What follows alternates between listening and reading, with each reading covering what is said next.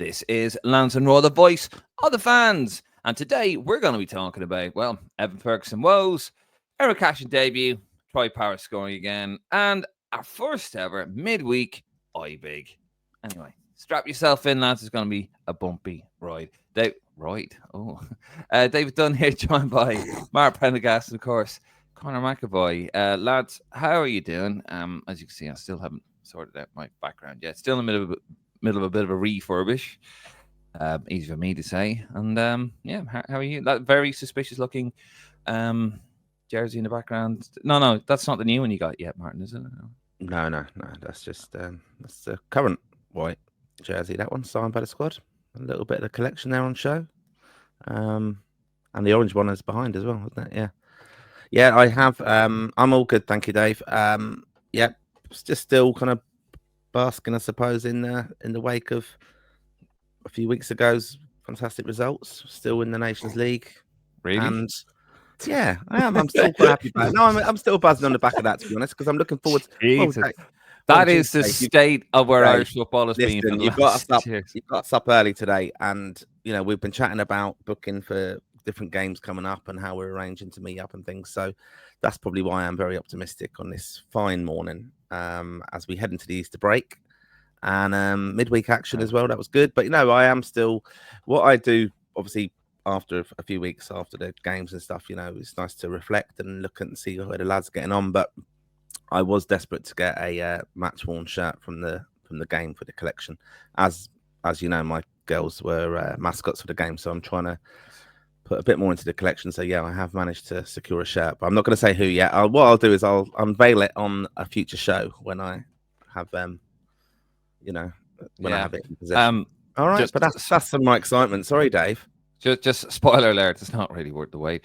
So I don't actually have one of those shirts. I don't think I do have it, but I don't have it as a player one. So it's nice to add that collection. There you go, Connor. And how are you? We all lovely there. Yeah, just sitting there, just kind of wondering why am I in a podcast with these two? I'm thinking to see. You're reading my mind here. No, I'm good. I was thinking there yesterday, a bit odd. I was thinking of the World Cup qualifiers, and I was thinking, might qualify. And then I started to poo myself a bit, thinking, imagine we don't qualify. I'll be heartbroken. Yeah, get used to that. I'll be devastated. Nah, I'm confident we're going to qualify for the World Cup. Probably going to win the World Cup, but no, I'm good. But I'm not as someone who's as positive about Irish football as I am. I'm not still buzzing off the games from a couple of weeks ago. I've kind of moved on to how the lads are at a club level. But I'm good. Yeah.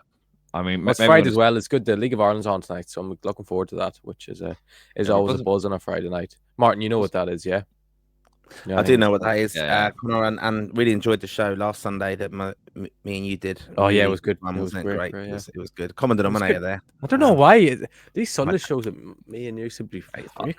I love it. Like Conor has a go at Martin, and Martin straight away. Oh yeah, Conor. Jesus Christ. Anyway, yes. Check out our League of Ireland episode in our archive actually. And speaking of archive, if you haven't already, please do subscribe to the page. Hit that subscribe button. Don't be an illegal watcher of the stream. Subscribe. 41%. Where is it? Where is my little graphic? Oh. Where is it now? We had this on hand on Sunday. We had it. And what's this, Martin? Anyway, subscribe 59%, not subscribe 41%. Don't be one of the 41%ers. Subscribe, watch us legally, and your life just gets better. Just hit that subscribe button, and all of a sudden the food tastes nicer, the pollution is gone, and all of a sudden, the sun is shining. And just subscribe to the page. That's our YouTube. Also, you can head over to our Facebook, Instagram, and our Twitter account. And if you want opinion, and there's loads of reports, there's actually, I believe we're going to have a preview for tonight's League of Ireland as well, Conor. I believe that's in the pipeline as well. All those sort of articles. And we got a piece by James Agnew, a wonderful piece about the top 5 Ireland jerseys. And then Martin scribed together some nonsense about him deciding which country he wants to support by who won between Ireland and England in 1991. It doesn't. A bit surprised with you, Martin. Didn't have lift up flaps, but there you go. Yeah, if you want to read that, that's over at LansdowneROAR.ie. LansdowneROAR.ie. We do love each other, really. Yeah, ish. We do. Anyway, lads, so we're planning to talk about our first midweek OBIG. Will we start off with that, chaps? Is that the main event? Connor paying attention there. Look, he's still looking. Yeah, get on your phone, Connor. He's always working at Rep Tracker. He's getting all his little messages now from all the players and all the agents and all his contacts saying, "Oh, hi, I think you're the bomb. Give me some info."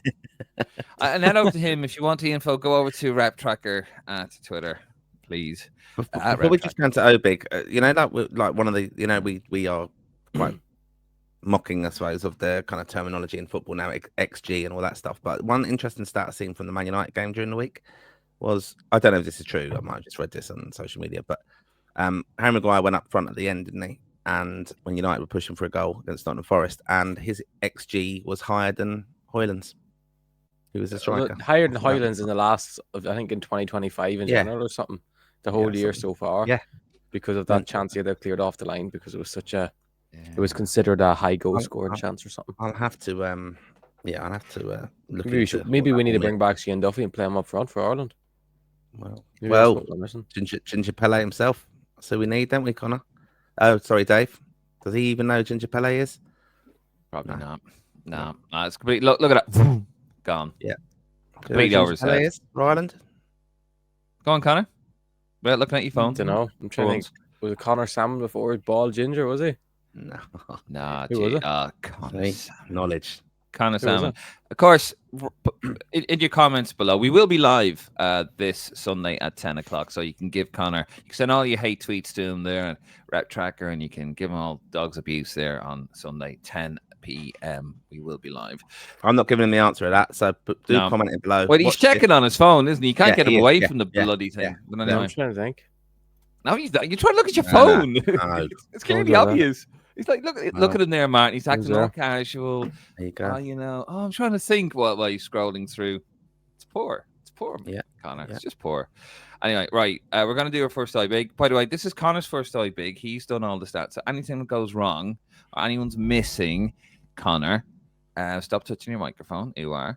You can blame him. So here we go. Right. Goalies.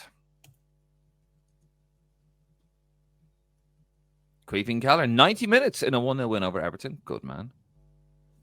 Josh Keeley, 90 minutes 2-1 loss against Burton for Leyton Orient. And that's it. Where's everybody? What's going on? Yeah. I decided to go straight to the point, unlike you flicking through players saying, he's not playing the weekend. We just want to hear about the players who are playing midweek, and we only had 2 goalkeepers playing midweek. 2 of the best. See, folks, it's, the care, the attention to detail, Martin, the love and care. Anyway, what do you think of Keller the other night? I thought he was very good. I thought that last cross that came in, he done excellently well to get under it and flick it away and win his free kick. I think that's been probably the biggest improvement in his game over, I would say, probably the last year and a half, 2 years, is aerial, because he is quite slight, because like when you look at Alisson's very physically dominant and looks a real presence in goal, and that's kind of thing Kelleher kind of misses. He doesn't really look a presence, but he just he's just not phased under any sort of high ball. He just seems to win it all. Like, I don't know whether it's from a GA background or whether it's just the fact that he's just so elite, but no, he was excellent. He didn't have that much to do, but when he was called upon, he was brilliant again. Signs of a great goalkeeper. I mean, in the making, he will be he is already a fabulous goalkeeper. I think as well, obviously commanding the area, that's something you can't really do in training. That has to be on the job. That has to be in the game. And this season, like, Liverpool will more than likely win the Premier League and top of United off their perch. Just saying, Martin and Connor, you're both scum fans. But he will actually, this won't be, but people turn around and say, but you won the Champions League, but you didn't play in anything, maybe a couple of group games or whatever. If he did, I don't know, just off the top of my head. But this campaign, he has played a fundamental part in Liverpool winning this Premier League title, and he's done brilliantly. And he's really turned into the top goalkeeper we all thought he would. He's put himself in the shop window. I think to be mad to sell him, especially if Alisson now seems to be so injury prone, they would be mad sell him. They had the Georgianian lad coming in, so that seems to be what's going on. But yeah, I think he's adapted really well. The more he's played, the better he's got. And you can't say that about every goalkeeper we've had. But they're my thoughts, Martin. Yeah, I've seen Virgil van Dijk was asked after the game, wasn't he, by Nathan Murphy of Off the Ball about, what would his advice be to Kelleher on the track. Obviously, lots of speculation about the other players are all jumping ship from Liverpool out of contract and things. So he just said that he needs to focus on winning the league, which I'm sure he's going to do. He has had a fantastic season. He's number 1 with Ireland now as well. And although it hasn't worked out domestically brilliant for him with Liverpool, losing that cup final against Newcastle, creating history in some respects. They are going to go on and win the league, Dave. There's no maybe about that. They are going to go and win the league. That just crushes you, Martin, doesn't it? It just destroys your soul. There's a lot of digs in there. So I'm quite happy with that. All right, that's enough Premier League talk of nonsense. Sorry, I just love watching Brendan's little face just drop. Right. Your thoughts on that, guys? By the way, where do you think he's going to end up? In the comments, or tell us. Thinks Man United. Oh, Jesus Christ! Chelsea, it was obvious. Watching them last night, Chelsea. Don't really know if I want to go to Chelsea, to be honest. I think he that's the Irish relationship. It's a little bit like where we're going to come on and chat about Everton at West Ham. Some of them London teams, they're not great for Irish moves. No, for whatever reason, they don't seem to be. Right, let's move it on to defenders. Right. Matt Doherty, 90 minutes in that 1-0 win over West Ham for Wolves. Jake O'Brien, 90 minutes in a 1-0 loss against Liverpool. Sorry, Jake. Nathan Collins, 90 minutes in a 2-1 loss against Newcastle for Brentford. Darragh O'Shea, 90 minutes in a 2-1 win against Bournemouth. My God. Robbie Brady, 32 minutes in a 2-0 loss against Derby County. Seamus Coleman, unused sub in a 1-0 loss against Liverpool. Ryan Manning, 81 minutes in a 1-1 draw with Crystal Palace. And Aaron Cashin made his debut, 18 minutes of it, in a 3-0 loss against Aston Villa.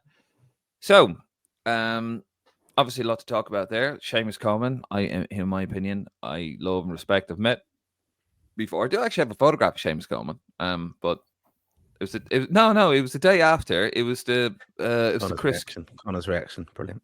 Yeah, I know, right? If you're not. Does he know Seamus Coleman is? Oh, he does. He would. He's You've seen him play before, Connor. Yeah. But anyway, I actually met him the day after Liverpool won the Champions League final in 2019, and I went up to him. It was a bit, arsey. I just went up, "Hey, Seamus, by the way, I'm a Liverpool fan," and I shook his hand. Like, "Oh, happy man." And I said it just before the camera went click. So he probably got the guy to delete the photograph, but I don't have the photo. And I did ask about it, and it got lost. Him and Darren Randolph were there. Do you remember that, Martin? 2019, Chris? I do. Yeah, fantastic. Yeah. Always good events. So met the late great Alan McLaughlin and that. But anyway, I even got my coffee in my hand to sort of get ready to reminisce. You have digressed, yeah. He just wanted to tell the story because there was no need. Love to tell the story. No one cares that Coleman was an unused sub. I don't think that's past anyone's mind as a big talk. But it's funny though. You lads like to point out, when I get something wrong. And what was it? Both of you saying that he was going to play a part in the 2026 World Cup. He will. Said, do you know what? He will. Maybe on the coaching staff. When I turned and said, no, he'll actually be retired. He hasn't kicked the ball for Everton for God knows how long. Doesn't mean he's going to retire. He's got to retire. Listen. I hope he wants to play at Bramley-Moore, Doc. That's what he wants to do. Probably does, yeah. He probably played the last game at Goodison, and then he'll probably play a few minutes in the first game in the new ground, maybe in a pre-season, and then he'll play it. If he's a Premier League player, if he's still at Everton, he'll play proper. I mean, well, they're safe. They ain't going down. No one's going down unless you're in the bottom three right now. They are not catching anybody. I think Wolves are 12 points clear of the 9 points clear on the play Ipswich this weekend, so it is the opportunity. No, a win this weekend. I think Cunha's could be. I don't know. Maybe he's. You're sounding as bad as him. But you want a bit of a battle down there. You want a bit of drama. It's a bit boring down there, so you want to think Ipswich. Yeah, I can't see it happening. And of course, the big news obviously was Aaron Cashin finally making his debut for Brighton. after God knows how many games. Since we're into April, lads, and he signed in January, and he's only played and 18 minutes and a 3-0 loss. Connor, like yet again, it's a bit like the Ferguson I don't know if you've move. seen I don't know if you've seen the second goal, but it was kind of quite poor from Cashin. In fairness, like I spoke so highly of him, but he looked poor for the goal. I don't know whether it was a lack of sharpness or it was just. I'd imagine there was a lot of pressure because when you're coming on for your Premier League debut, a team like Aston Villa is not the team you want to come on against. And he misread a pass and the ball ended up coming to Morgan Rogers, and Morgan Rogers took it and just blew past. Like he wasn't catching Morgan Rogers from there. So, no, it was quite poor from Cash in that sense. But other than that, he was all right. Like it was his Premier League debut, and that's the most important thing. I know people were giving out advice saying I made that mistake, and I just think it's a bit like when Bazunu made his debut for Standard Liège. It's just important that he made his debut and he got that moment of being a Premier League player over and done with, that he can build on it from here, because I seen Cashin acknowledged it himself in his Instagram that how proud he was to make his debut and that it didn't go as planned, but I'd imagine it'll drive him on for more because now that he's there, there's a reason they spent 10 million on him. He's a brilliant player, brilliant ball playing centre half who loves to defend and is someone that will be a key asset to Ireland going forward. And hopefully, even if he's only a bit par player between now and the end of the season, it is an improvement on what it's been so far. If he plays a game here and there or comes off the bench every so often, hopefully if there's extended matches in June, he'll come in for them. Or if he's just brought in June because we could do it a left-footed centre half because it doesn't seem like Scales will play.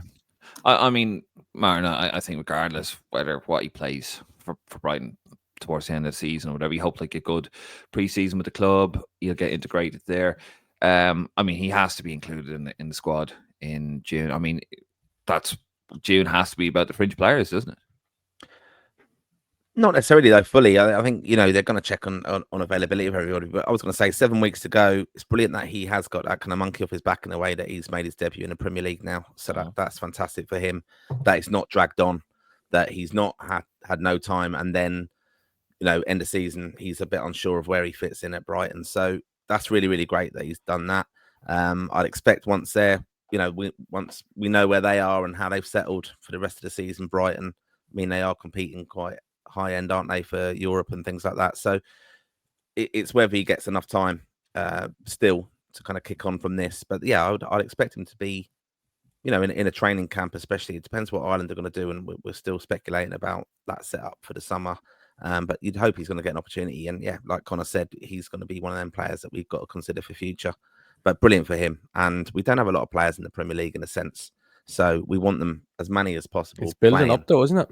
It is building up. That's what I'm saying. Like, so the more and more, like, people just go, people are so quick to judge and again, like you said, Connor, he's against a very settled side who are doing really well at the moment, Villa. Like look at Rashford's kind of renaissance and the kind of threat they have now and in Europe. So you are coming into these teams who are doing really, really well. What I will say though to that though, yeah, it is building up, but it's also by the end of when the season drops, it's going to drop off. Like you've got Ipswich Town, that's going to be Smodic, Ogbeni, Taylor,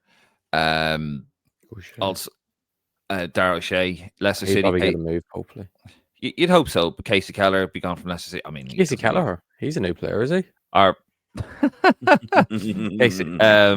McAteer, sorry. It's very early in the morning. But he's not really a Premier League player. I don't really count him. Yeah, no, fair. And then, of course, Southampton, Cousin Will and Ryan Manning and Gavin Bazunu when he comes back from his loan. So, we're going to drop.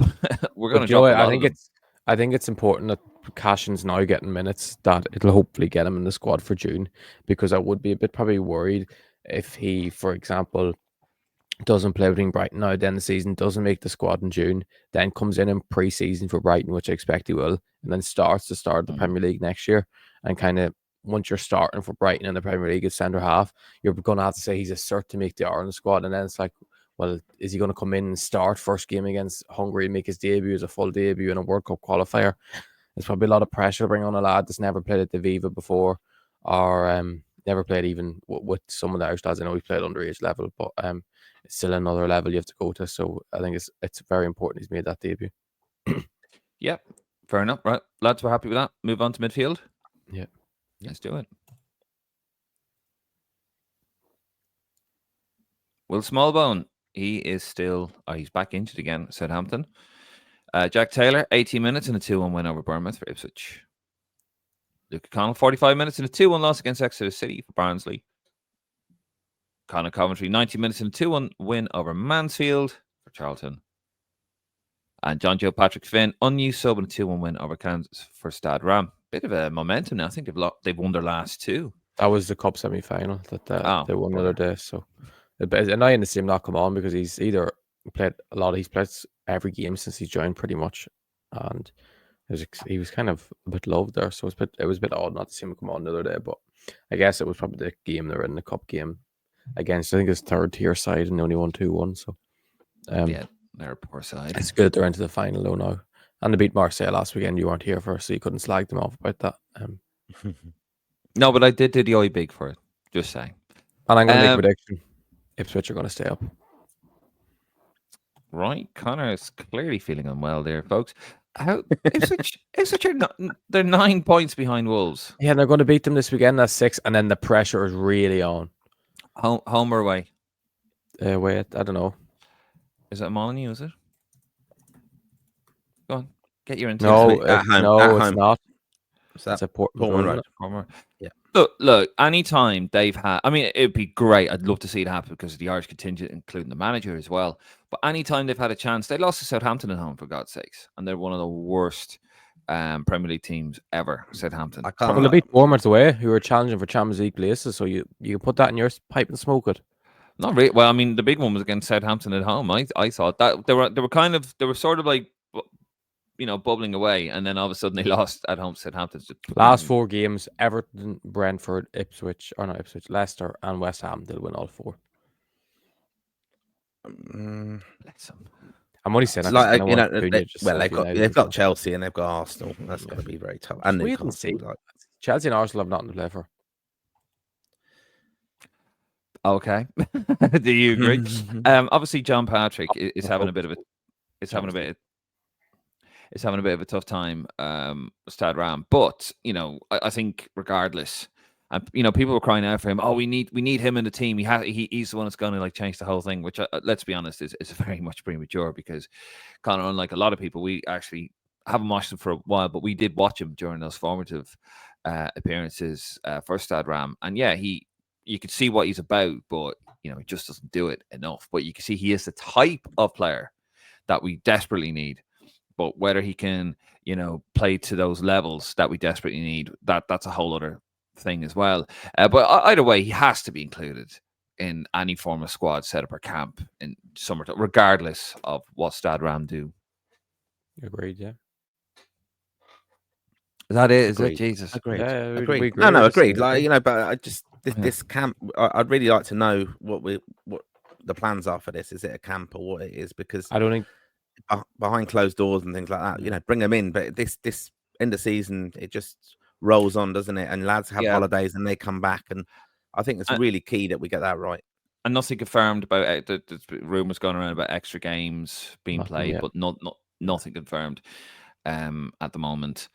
Be interesting to see. Either way, Cam, I reckon if they're going to do it, it'll be like behind closed doors games, which they did. Remember, they did with the under-21s with Mick and Kenny, which the under-21s won. Anyway, right, let's move on to the attackers. Troy Parrott, another goal, 90 minutes and a goal. Oh, I don't like that graphic. 2-2 draw with Walwork. Evan Ferguson, 45 minutes and 1-0 loss against Wolves. Bessie Abasella, 12 minutes. He is back in a 3-1 win over Spur. Casey McAteer not in the squad for Leicester. It's kind of going wrong for him at the moment, unfortunately. King did see 100 caps, 97 goals, 360 minutes. Puskas winner gets AK Dons. Have a bit of that, Prendergast. Have a bit of that. Did you see that goal, Prendy? Did you? You just. I don't know why you. It's like you're setting up rows where they're not rows to be had. There is no row, Martin. Did you see that goal? Did you appreciate? It's a great goal. It's a brilliant goal. As a certain rep tracker said, they're the greatest player of all time. One of the best tweets I've ever seen. Tracker. You're not one of those, are you? Where it's clearly just one person. Oh, our team here. No, to be fair, I do that. Oh, no, I represent you, Martin, as well. Yeah, you do. No, fantastic goal. And yeah, brilliant. Scoring goals at that level, fantastic. And that's what we want to see. Are you willing to admit he's a brilliant player? He's a brilliant player, but we sadly didn't see it enough in goal scoring capacity. Why is it always a but with you? Why can't you just appreciate greatness? Because he's a bitter man. He's a bitter. He's a great man. I've met the man. I've met him. Have you met? Did he? Have Probably you, not. Restraining order. In spirit. Yeah, you've had a few of those, Martin, haven't you? Fantastic player. No, brilliant goal. And that's look. I have great admiration for him still doing it, week in, week out, and like just shows you like the level he evidently was at, like that he's still able to kind of boss it at that level there and score amazing goals and great player. But sadly, he did. There is a but. He did walk away. All right. Well, a bit like a Roy Keane. Going on about the current players here, so I'll obviously try Parrott with another goal there. He's just, he's just getting better and better, isn't he? Really, really finding his feet. Delighted for the lad. Always said he's a lovely footballer. One of the very first players that I remember when I started at Lansdowne Road, we used to always, we used to always go on about it back in 2019. About using the next big thing, and you start to show that potential, and it's brilliant for him, and delighted for him because he's a lovely player. However, woes again for Evan Ferguson. He made his debut. We were all happy for him, had to, because he was excellent against. He showed some fantastic balls against Bulgaria. About to be taken off, looks over at the bench, comes deep, gets the ball, drives forward. Does the midfield's job, Martin, as we talked about, for them, because they can't do it. 1-2 at Azaz, edge of the box, goes in. Beautiful finish. And you're thinking, right, this boy, he just reminded us of the ability and the potential this boy has. He has it, right? Let's be honest, he has it, right? When he fulfills that, that's up to him. And then he plays against West Ham. I think brilliant. Finally gets a chance. And then he kind of it depends what way you want to look at it. The miss, I've seen it. It does slightly go behind him. Is it slightly behind him, or is it poor anticipation by Ferguson? Either way, it's a player devoid of any match sharpness whatsoever, which isn't quite his fault because, he can't pick himself. But he's coming for a bit of criticism. It was a bit of I don't know if it was criticism from the manager, Connor. It seemed to be a little bit of a sly, dig at Ferguson. What did you make of it? I thought it was a load of nonsense, really. No, I didn't. No, what I felt was it was a simple pass from Jared Bowen to make to put the ball in front of him. Jared Bowen is a top level footballer. He's a brilliant footballer. Been West Ham's best player ever since Rice left. But even when Rice was there, he was still top class. He had a simple pass to make to put it in front of Ferguson. No attacker run into box wants the ball put behind him, and he puts behind him. Yeah, you can argue Ferguson should have made more contact with the ball, but I still think it's very, very poor from Jared Bowen not to make a pass. It should be a simple pass or a tap in.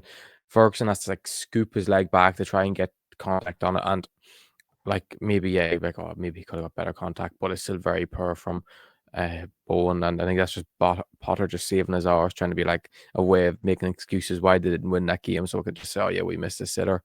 And the fact he took him off at half time I thought was ridiculous as well. Whatever way I was watching it, I don't know who was it was Mark Albrighton was on commentary, and they were saying a guy thought the same. Ferguson couldn't do it in the first half. The Wolves absolutely dominated them. It was 45 minutes of him just sitting on the halfway line. And sure, you're never going to get the best out of Ferguson sitting on the halfway line. When he got the ball, his touches were all right. He held the ball up all right. Won a few free kicks. That's all he could really do. Albrighton said the same. I felt bad for the lad. There was nothing he could do. All he could do was to have a few nice touches when he got on the ball, and they thought he played well as well. So it wasn't just the Irish point of view biased, but of course people are going to go in on him because they're going to say, oh yeah, he got taken off at half time, maybe he could have scored, and that's it. Yeah, no, just on that, just for context, this is what he had to say about that. This is according to the Evening Standard. Do you know what that is, Connor? Evening Standard, fine newspaper here in London, Martin. But this is what he said anyway. We weren't happy with the overall performance in the first half. We had a good chance to score through Ferguson, which he didn't which we didn't take. In the first half, we were pushed back too much, so we had to adjust at halftime, which we did, and we were a lot better in the second half. Then, of course, Fulkrug came on for Ferguson. We were happy for Fulkrug to get 45 minutes. The more he plays, the better he will get, but overall, we're disappointed. We've been building him up, and he's been working hard. We've had to do some work with him behind closed doors to get close to match time, blah, blah, blah, blah, blah. Credit to him. You can see he gives us a different option, which we haven't had. He helps us be more direct and more vertical. I've been very impressed with him. His attributes include touch, intelligence, and quality around the box, a bit like myself. He is going to help us a lot. Jared Bowen, blah, blah, blah. And he goes on. So clearly, and I've said it, is that this lad, whatever reason, Potter has basically washed his hands of Evan Ferguson, I believe. He's not going to be a West Ham player. It is my belief, and from what I've heard, is that he wanted to sign him on a permanent deal. Brighton weren't really playing ball with them, and they've gone, do you know what? To hell with it. Whatever. They've got 8 games left, West Ham. They're on 34 points. Ipswich are on 20 points. Level games. So 14 points from safety. They're not really going to lose that. And they win a couple of games, they could go up to mid-table. They've nothing really to play for. There's nothing. They're not really fighting for anything. And Ferguson won't be their player next season. That's not Evan Ferguson's fault. I just want to make it clear also to those listening and watching, is that you might think, oh, not a young player, trouble. No, there's been no reports of any behavioral issues or attitude or discipline. I think he's just been very unlucky. And we would call it out here because we have done it with other players. We won't throw them under the bus, but he's been very unlucky. I think he needs to get a new agent, and this move just hasn't worked for West Ham. He's probably been sold a bill of goods by the manager, and you can even tell there, can't you, as well? Like he kind of dismisses Ferguson in his comments, but Fulkrug, oh yeah, he got 45 minutes, blah blah blah. You could easily be saying that about Ferguson. Here's a guy that he brought in, hasn't started for them due to injury, lack of match sharpness, whatever. And, just to the side. And here he is, just like he's rubbing Fulkrug's belly like he's a Labrador in his lap. And it's true, though. So it hasn't worked out for him. I think he's going to probably have to go. I was talking to my real friends in another WhatsApp group the other day. And, we were talking about, he's probably going to have to go down the Harry Kane route, isn't he, really? And just go down the championship, man. Oh, God. I don't think he does have to do that. No. Where I would say is, so he's talking up Fulkrug after the game. Obviously, he's just talking about his options as strikers. Pre-game, we were talking about it on a previous pod, I think, or chatting in a group about it. That he was talking up Ferguson, saying again very similar kind of lines in a sense that we've done a lot of work with him away from matches that we're trying to build up his fitness and conditioning and things like that, sharpness. And then he did give him his opportunity. And I think he has just changed tactically. I wouldn't read too much into it, to be honest. I know the chance he missed, whatever it was, but look, he was in position to get the goal and he didn't take it. But he didn't defend them. No, I know, but still, I wouldn't. He's a moment thing, and it was just giving his own. Yeah, these press conferences, he's kind of just brought it away from probably hammering Ferguson in a sense and gone, well, I'll focus on the player who replaced him and how he played better the second half and covering his own arse in a way, Potter. So I think it's going to just be interesting. We'll see next game, whoever he's picked and how much time he gets to go towards the end of the season. I can't emphasize enough, though. He's a very young player, very talented, of course. He might just need a change of scenery. It hasn't worked out probably how much we expected, but I wouldn't be panicking about that, to be honest. I think for him, 20. obviously, I know, he's very young. Like, look at Troy as well. Same kind of situation, very similar. Given little snippets of games, I don't think him dons and things, but I don't think he will go to Championship. I don't think it's comparable, Martin. Just to jump in, I don't think he's comparable because Troy never done anything in the Premier League whatsoever. As good as Troy was as underage player, never done anything at this stage in the Premier League. It's a higher level, undoubtedly. And the thing is, Evan was about to sign for Bayern Leverkusen on loan in January, which is not. They don't take any old player at Bayer Leverkusen. They know he's a top talent, and he was about to sign for them, and it was just because of Boniface not going in the end that he didn't sign her. So realistically, if Bayer Leverkusen wanted him in January, they will want him again this summer. And if anyone with a brain cell thinks that he would rather go to the Championship or go and sign for Bayer Leverkusen, who obviously haven't had as good a year as last year, they're still our top side. I'd imagine I don't know, Alonso will stay unless he goes to Madrid or somewhere, but they're still a top side with a lot of top players, and he'd be much better off going to the Bundesliga rather than go to the bloody Championship, the most overrated league in Europe. No, he would, without doubt, he would be, and the reason why is that will serve us a lot better for him internationally. I think back even, I know it's different era, of course, but like when Robbie went to Italy, very, very young, working with proper elite, international players like Ronaldo and things like that, right? That's Ronaldo R9 for the kids watching. Incredible squad that he joined. He probably wasn't going to get a lot of game time there, but what he learned was amazing. And, Robbie's ability to kind of draw fouls and his technical link-up play, he was always going to have that. But he just learned from that 1 year there. And I think that's exactly what Evan should do now, the age. We've seen it with, he shouldn't be afraid to do it and embrace it. Look at Troy going off to Europe as well. It suits your game technically. Yeah. And I think I think he'll just, in the Championship, I don't think he'd be prolific enough. I think it would just be, it's very, smashy there around that, very physical and stuff.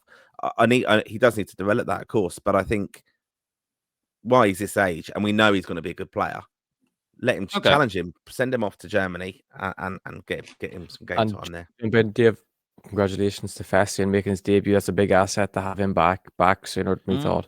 So just to mention, it's great to see him back. He slipped under the radar, and we hope to see more of him. Right, we're going to leave it there, guys. Thank you very much, lads. Thank you.